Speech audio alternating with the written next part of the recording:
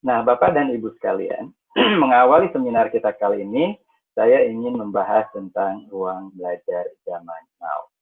Jadi, Bapak dan Ibu sekalian, ruang belajar zaman now itu bukan hanya tatap muka yang saya sebut sebagai ruang belajar satu dan ruang belajar tatap maya atau ruang belajar dua.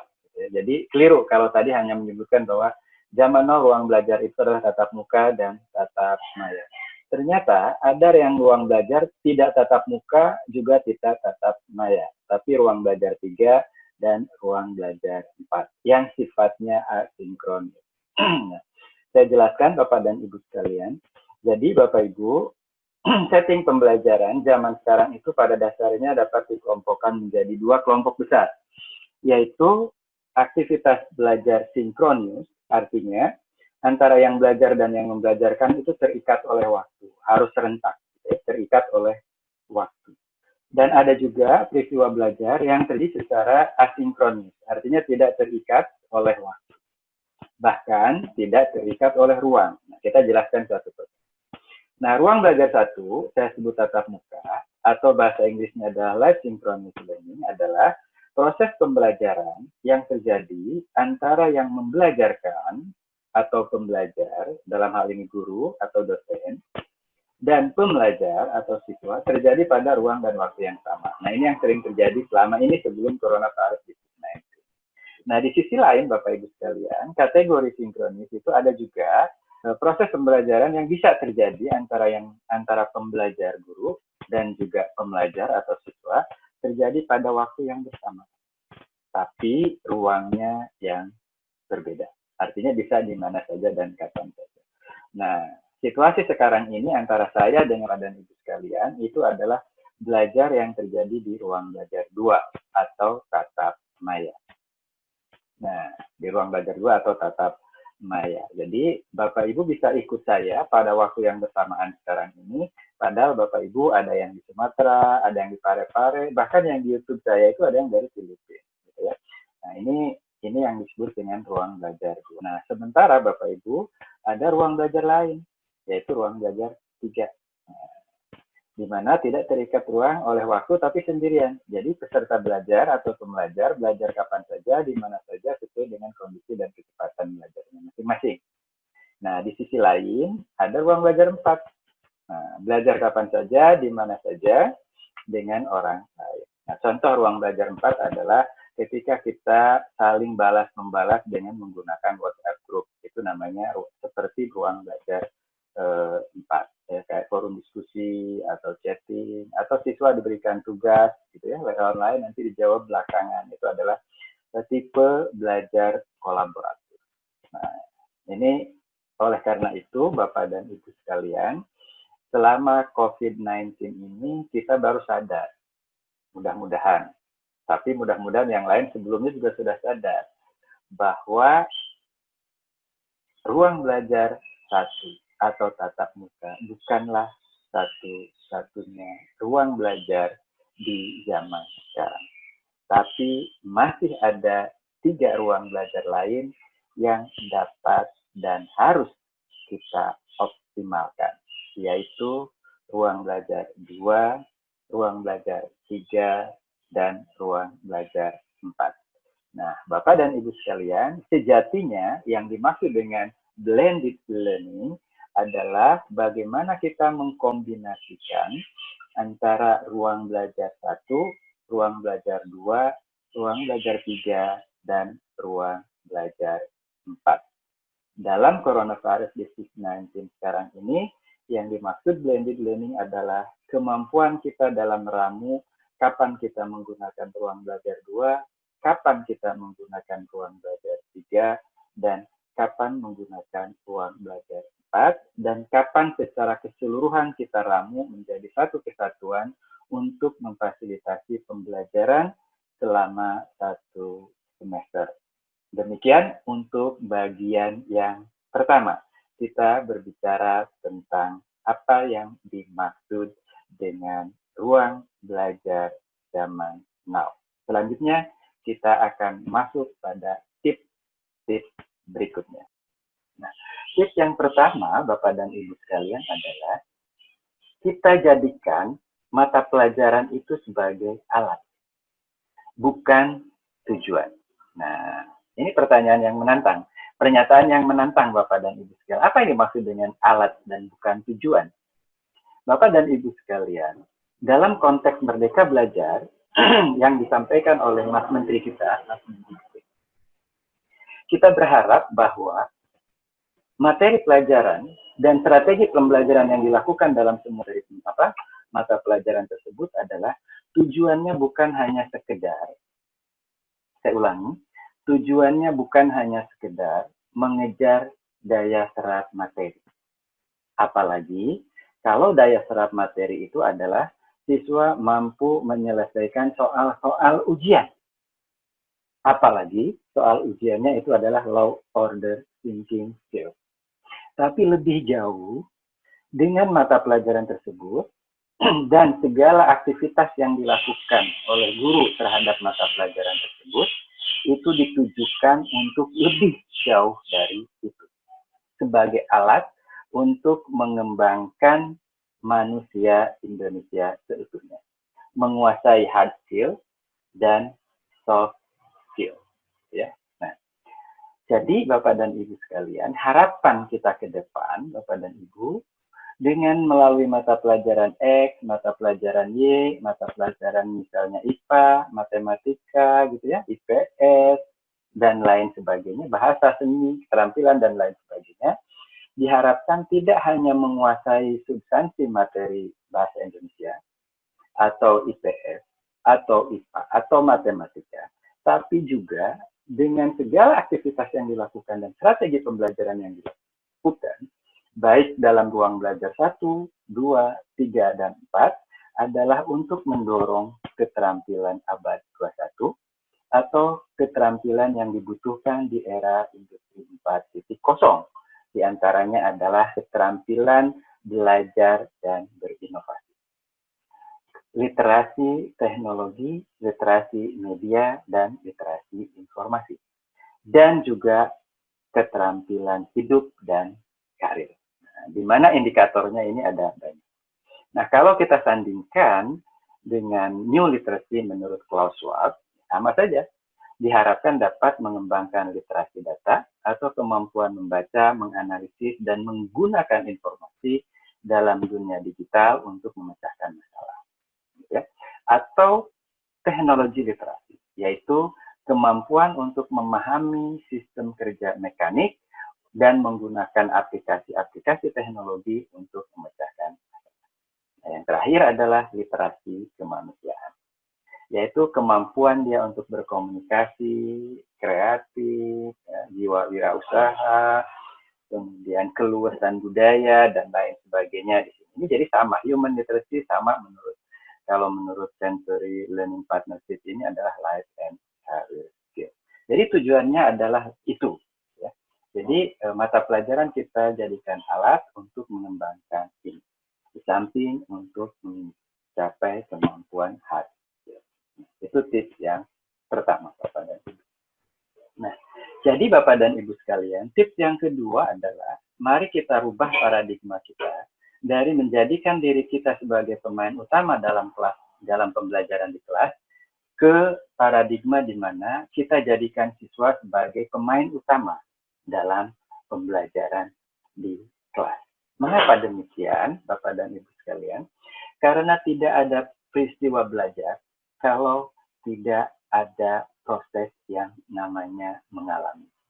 Jadi yang namanya mengalami, gitu ya, mereka harus menjadi pemain utama. Kalau siswa hanya menjadi penonton utama, mereka mengalaminya sedikit, hanya mendengar dan melihat. Nah, ketika mendengar dan melihat, kalau kita ngacu kepada modalitas belajar menurut Dryden and Voss misalnya, hanya melihat dan mendengar itu hanya sampai 10 atau 20% dia menguasai materi. Itu pun hanya memori jangka pendek. Nah, gitu ya. Oleh karena itu, Bapak dan Ibu sekalian, mari kita ingat-ingat, tips yang pertama adalah jadikan mata pelajaran sebagai alat. Yang kedua, jadikan siswa-siswi kita sebagai pemain utama dalam pembelajaran di kelas. Nah, demikian tips yang pertama dan yang kedua. Selanjutnya nanti kita akan masuk kepada tips yang berikutnya. Tips yang ketiga adalah, Bapak Ibu, atau kiat yang ketiga, selain tadi yang pertama adalah menjadikan mata pelajaran sebagai alat, bukan tujuan, dan kedua adalah menjadikan siswa sebagai pemain utama, maka tips yang ketiga, atau kiat yang ketiga adalah kita balik pola pembelajaran. Kita balik.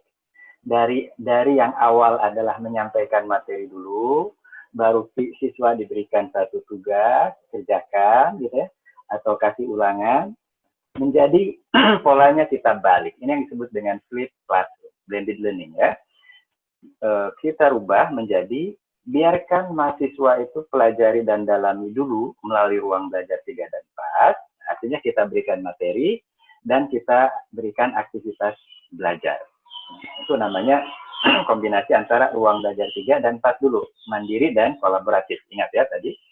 Nah, setelah itu Bapak Ibu sekalian, gunakan ruang belajar 1 atau ruang belajar 2 untuk menunjukkan atau elaborasi sebagai ajang unjuk pengetahuan, praktek, dan elaborasi. Nah, ini harus kita lakukan. Nah, dengan cara seperti ini Bapak Ibu sekalian, ini akan memudahkan kita melaksanakan pembelajaran daring supaya lebih hidup. Jadi ada kombinasi aktivitas yang dilakukan oleh siswa-siswi kita kapan saja dan di mana saja. Gitu ya. Nah, kita balik. Contohnya adalah seperti ini Bapak Ibu sekalian. Jadi kita berikan materi di ruang belajar 1. Nah, misalnya kita berikan 1 atau 2 video kepada siswa-siswi, tapi ketika kita berikan materi ini, kita harus sandingkan dengan aktivitas di sini. Nah, aktivitasnya apa? Kita berikan bahan diskusi atau pertanyaan yang menantang untuk dijawab oleh siswa, sehingga nanti mereka akan bisa jawab. Nah, atau dikasih tugas yang menantang. Tapi tidak berat-berat ya, ringan-ringan tapi menantang untuk siswa-siswi sekalian. Boleh individu, boleh kelompok. Nah, syukur-syukur kalau siswa-siswi bisa memilih sendiri.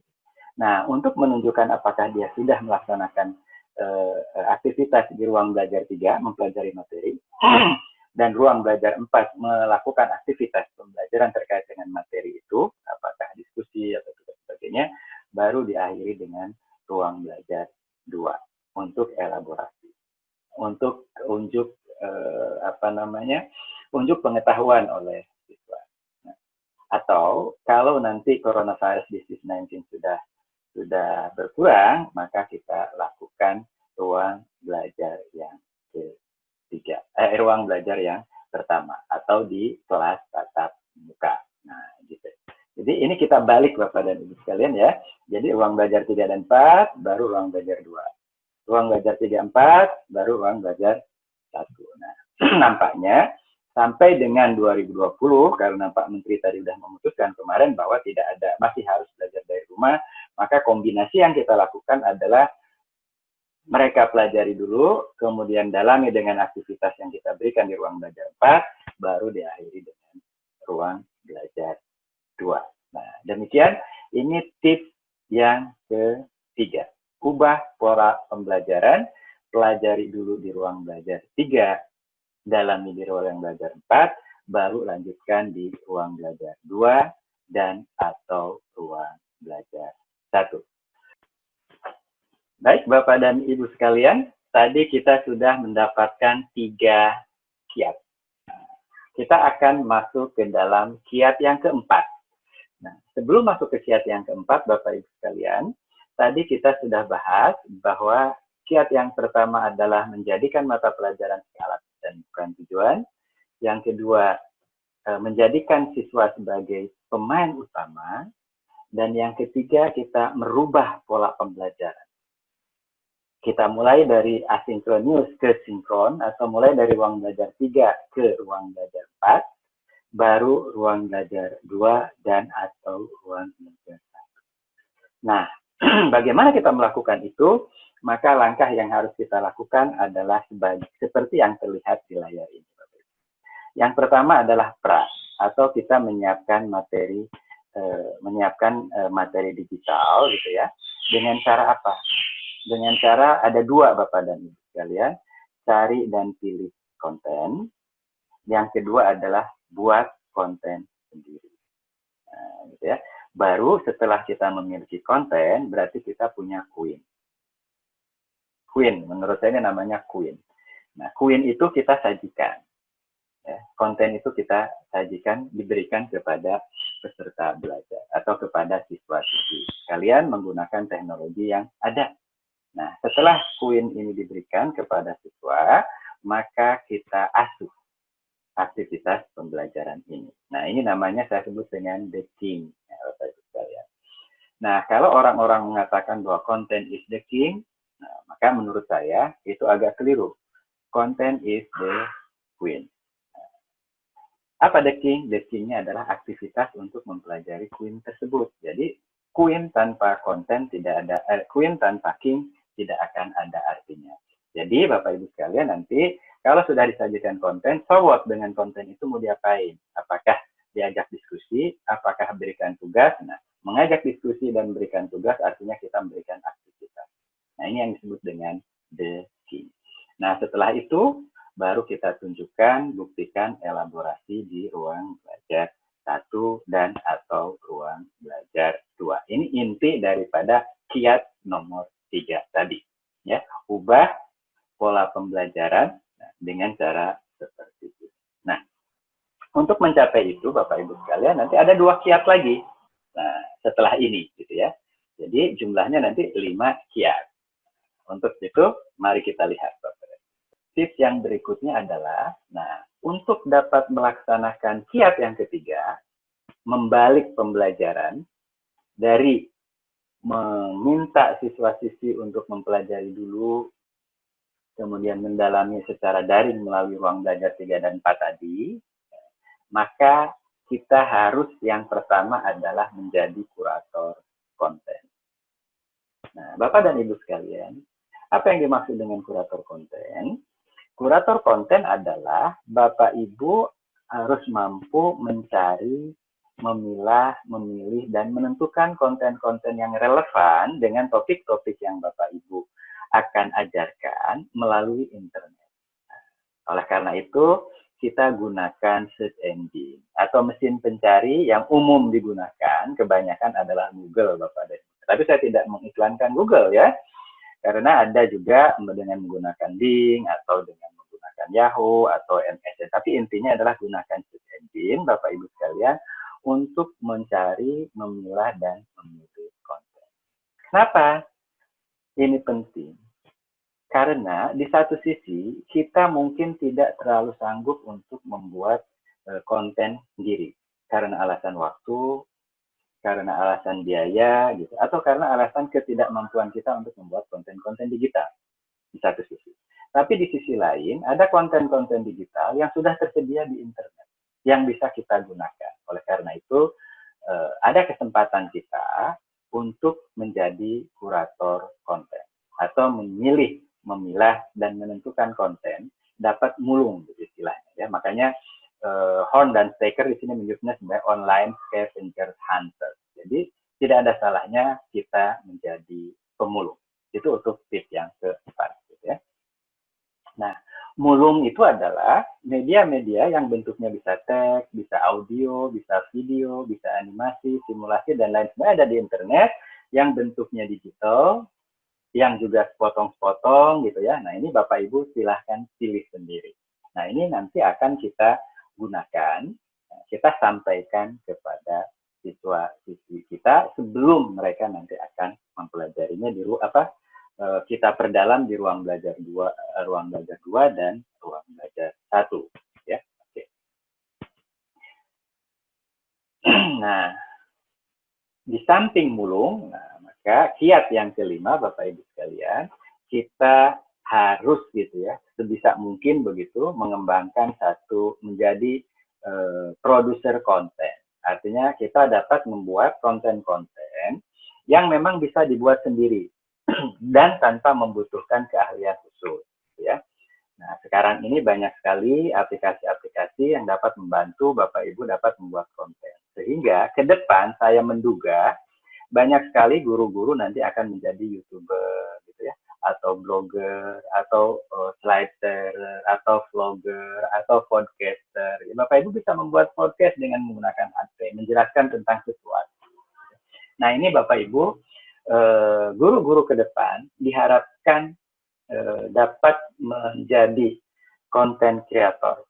Ya, jadi kreatif untuk dan inovatif mengembangkan konten kreator.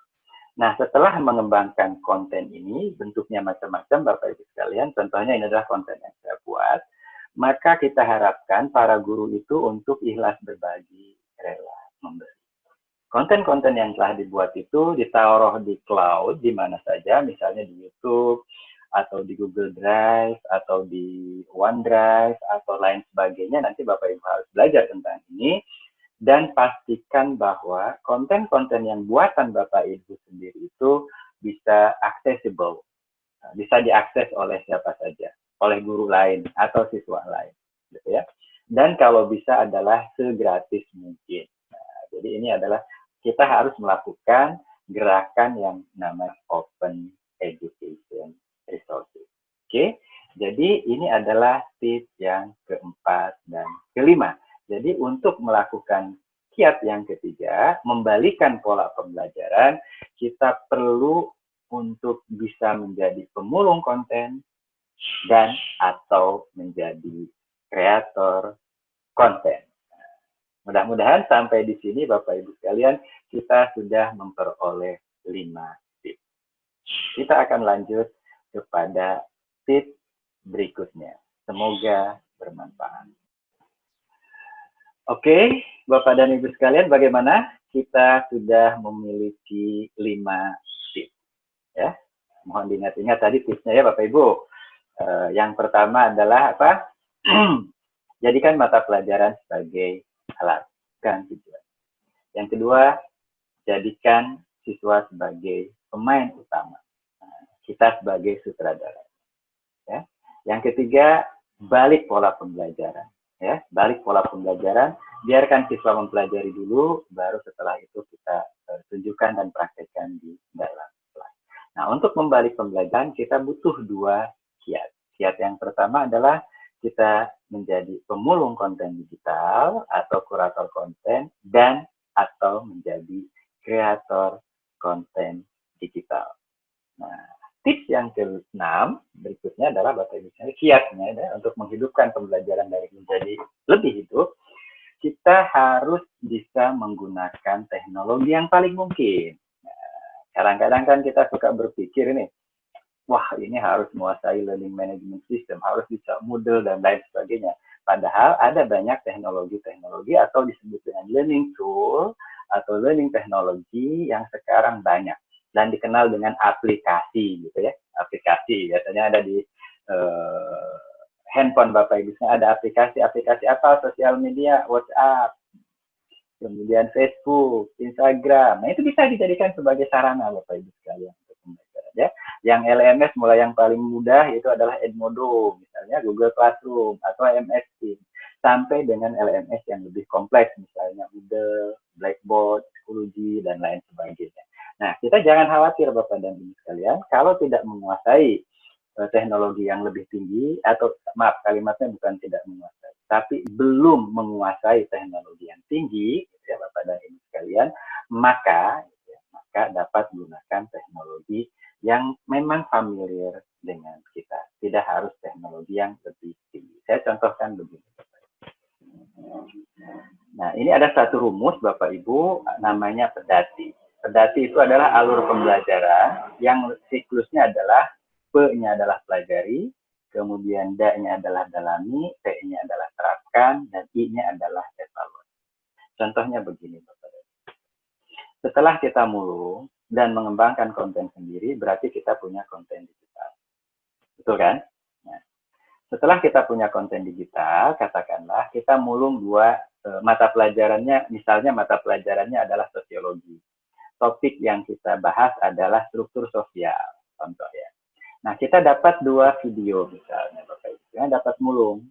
Yang pertama adalah struktur sosial kampung naga. Kemudian yang kedua adalah struktur sosial suku Baduy. Atau mungkin ada yang ketiga. Nah, berarti kan ada 3 video pendek-pendek. Nah, kemudian kita punya bahasan kita tentang struktur sosial dibuat dalam bentuk MS Word mungkin 3 halaman. Ya, nyampe lah 2 halaman gitu ya. Kemudian dibuat dalam bentuk PDF. Nah, ada 3 file. Nah, 3 file ini kita ingin mengajak mahasiswa kita untuk mempelajari. Namanya tahap pertama itu pelajari. Nah, ketika kita ingin mengajak siswa kita untuk mempelajari 3 bahan ajar digital yang dapat murung dan buat sendiri tadi, kita sampaikan melalui apa kepada siswa-siswi kita. Kita lihat dalam diri kita. Kita menguasai nggak ke Google Classroom? Belum. Kita bisa nggak menggunakan Moodle? Belum. Atau LMS yang tinggi? Enggak. Oke, kita bisanya apa? Oh, saya bisanya adalah sudah menggunakan media sosial. Nah, kita lihat siswa-siswi kita sosial medianya apa? Nah, katakanlah siswa-siswi kita menggunakan sosial media menggunakan WhatsApp. Maka dibuatlah grup WhatsApp untuk satu kelas. Nah, 3 media digital tadi yang dapat mulung dan buat sendiri itu diberikan kepada siswa-siswi kita untuk dipelajari.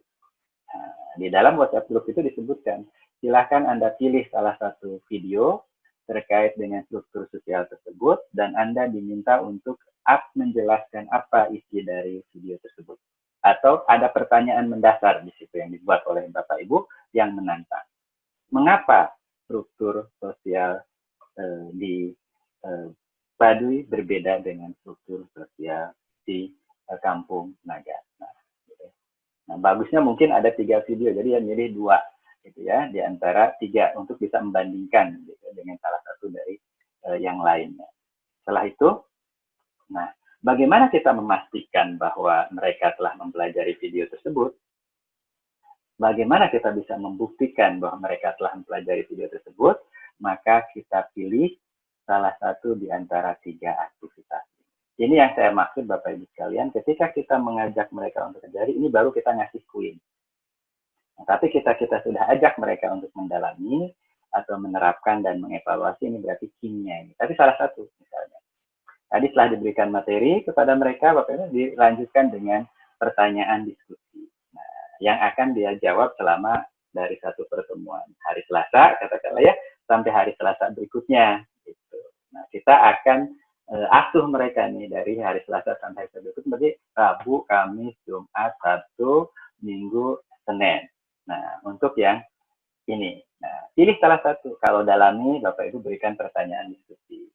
Kalau terapkan, berarti Ibu berikan tugas ya, yang menantang untuk anak-anak, yang bisa dikerjakan selama satu jangkanya 1 minggu, tapi dia melaksanakannya bisa di hari pertama, hari kedua, atau hari ketiga, kan bebas karena ini kapan saja dan di mana, atau evaluasi. Nah, gitu ya. Nah, teknologi yang Bapak Ibu pilih untuk menyampaikan kepada siswa, Bapak Ibu bisa menggunakan teknologi yang low tech tadi, sosial media, atau syukur-syukur ada yang sudah menggunakan Schoology atau menggunakan Google Classroom, Edmodo atau lain sebagainya yang dimiliki oleh sekolah, gitu ya, Bapak dan Ibu sekalian. Ini contoh Bapak Ibu sekalian.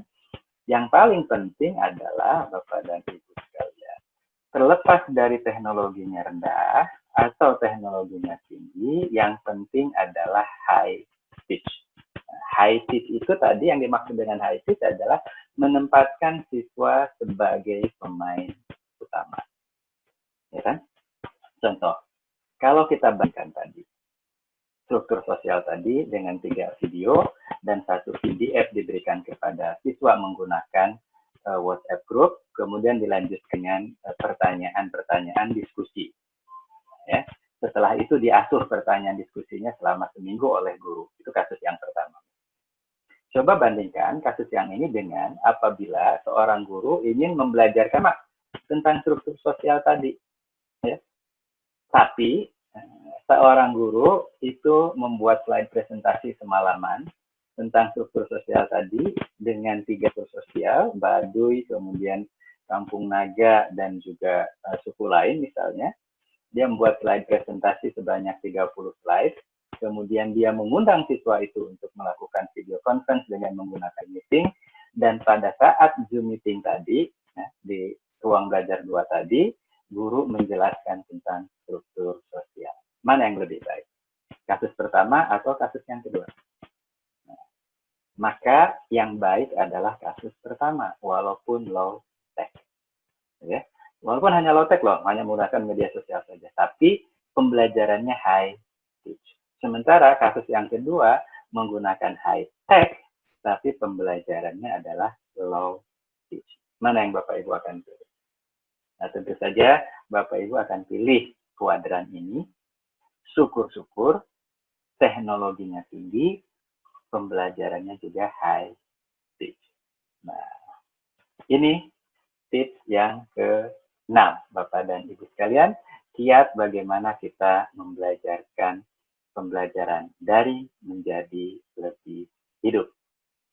Nah, jadi Bapak Ibu sekalian, tips yang berikutnya adalah kalau kita sudah menyampaikan materi tadi, daily free content, artinya konten yang sudah kita pulung, kita buat sendiri gitu ya, kemudian disampaikan kepada siswa gitu ya, dengan memberikan aktivitas tadi yang pedati tadi, dalami misalnya atau bahan diskusi atau salah satu dari dati tadi ya, misalnya materi kemudian ada pertanyaan diskusi, materi ada tugas atau materi dengan kuis.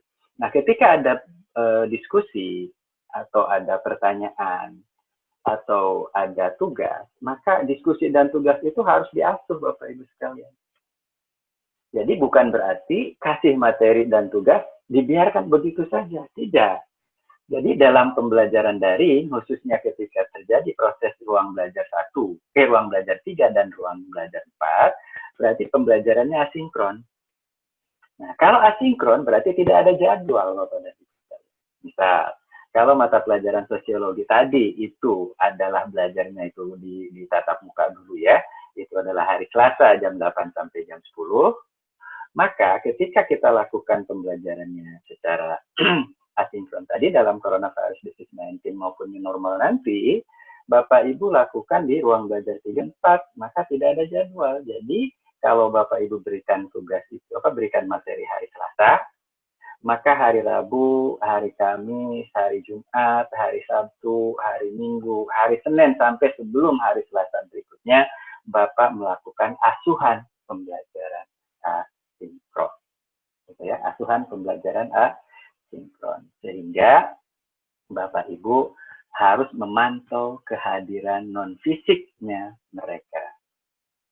Nah, gitu ya. Bagaimana caranya Bapak dan Ibu sekalian? Nah, ada 3 cara Bapak dan Ibu sekalian ya, yaitu menurut Garrison, Anderson, dan Archer tahun 2000, Bapak Ibu sekalian, bahwa ketika pembelajaran online daring dan asinkron tadi, atau ruang belajar 3 dan 4, itu ternyata ada 3 kehadiran di situ.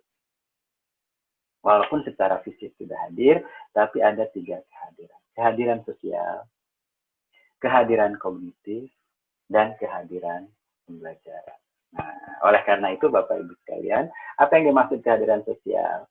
Kehadiran sosial adalah ketika memang siswa sudah memberikan setelah ada materi tadi ya, kemudian diberikan pertanyaan di mana siswa akan melakukan diskusi. Nah, siswa melakukan jawaban atau memberikan argumentasi. Nah, ketika siswa memberikan argumentasi, maka secara sosial dia hadir, secara kognitif dia hadir. Nah, oleh karena itu apa yang harus kita lakukan sebagai guru? Hargai kehadiran sosialnya dengan cara apa? Menyebut nama. Nah, terima kasih Rudi telah memberikan jawaban yang luar biasa.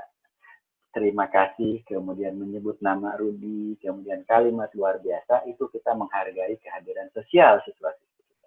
Nah, sampaikan itu, walaupun menggunakan WhatsApp misalnya, atau kalau memang pembelajaran yang menggunakan Google Classroom ya lewat komen yang ada di situ, gitu ya.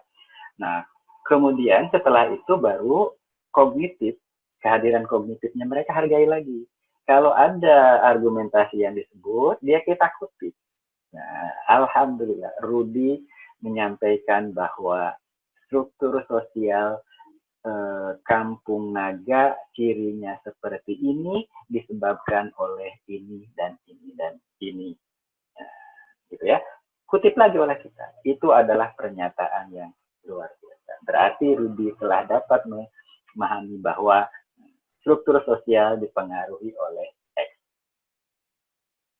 Guru harus seperti itu, 24/7 loh Bapak Ibu. 24 jam per hari, 7 hari per minggu. Itu yang disebut dengan kita mengasuh kehadiran kognitif. Nah, setelah itu baru kita mengarahkan siswa-siswi kita, misalnya dengan cara membandingkan dengan yang lain atau menghubungkan dengan konsep baru dan lain sebagainya. Nah, struktur sosial yang disampaikan oleh Rudy tadi, ini alangkah baiknya kalau kita lihat dari sisi ini dan hasilnya akan seperti apa coba. Ini hanya clue saja, tidak langsung memberikan jawaban ya, ini biar dia memberikan argumentasi baru. Nah, ini yang dimaksud dengan kehadiran pembelajaran.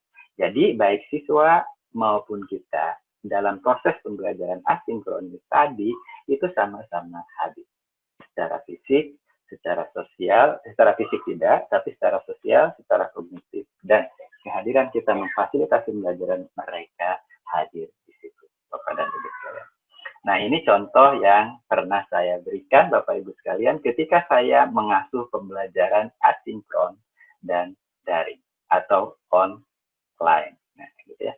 Di sini saya selalu mengawalinya dengan social presence dulu, baru cognitive presence, dan juga diakhiri dengan teaching presence. Atau kehadiran sosial dulu, artinya saya sapa, saya apresiasi dulu gitu ya.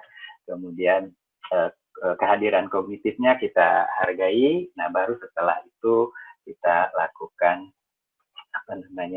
scaffolding atau mengarahkan atau directing tentang pembelajaran selanjutnya bagaimana, atau kasih umpan balik atau feed forward kepada mereka tentang apa yang next harus mereka lakukan. Nah, ini Bapak dan Ibu sekalian yang memang tips yang ke-6 ini, Bapak Ibu sekalian, yang mungkin perlu kita sosialisasikan bahwa ada kehadiran di situ dan kehadiran ini harus kita maintain. Kehadiran sosial, kehadiran kognitif, dan kehadiran pembelajaran ini harus kita asuh selama kita memfasilitasi pembelajaran asinkron. Demikian Bapak dan Ibu sekalian untuk tips yang ke-6. Tips yang ke-6 apa ke-7 ya? Saya lupa. Ini mudah-mudahan ini dapat manfaat untuk kita semua dan memberikan inspirasi untuk Bapak dan Ibu sekalian. Selanjutnya kita akan bahas tips yang berikutnya. Jangan lupa untuk masuk pada bagian berikut. Baik, Bapak dan Ibu sekalian, tadi sudah ada 7 kiat. Kiatnya ya. Yang ke-7 kita mengasuh pembelajaran asinkron. Dan jangan lupa ketika masuk pembelajaran asinkron daring itu sebenarnya kita mengasuh kehadiran kognitif, kehadiran sosial, dan kehadiran pembelajaran dari diri kita sendiri. Kita awali dengan mengasuh kehadiran sosialnya dulu, baru kognitif, setelah itu kita mengarahkan. Selanjutnya Bapak dan Ibu sekalian, tips yang berikutnya adalah berikan respon sesegera mungkin. Nah, ini tips yang memang perlu kita cermati dan kita coba implementasikan Bapak dan Ibu. Kenapa? Hasil penelitian menunjukkan bahwa tingkat motivasi daripada siswa dalam pembelajaran asinkron itu akan meningkat ketika immediate feedback atau umpan balik itu sesegera mungkin. Misal, ketika si Rudy tadi, siswa kita itu memberikan argumentasi kepada kita pada hari Selasa, pukul 10.00 WIB, maka sebaiknya kita berikan respon segera, kalau bisa 10 lebih 1 menit.